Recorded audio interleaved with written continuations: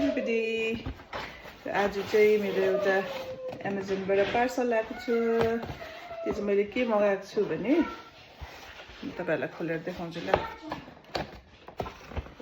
ठुलो पोखरामा भित्र चाहिँ सामान चाहिँ यत्रो रहेछ। यो चाहिँ के हो भने यो चाहिँ मेरो क्यामेराको लागि ट्राइपड हो। यो चाहिँ मैले लामो खालके मगाएको छु। कुनै कस्तो छ हैन।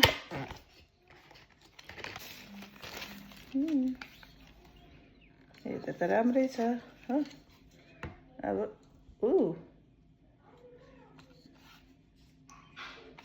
कसरी पक्रिन्छ यस्तो रहेछ खोल्ने।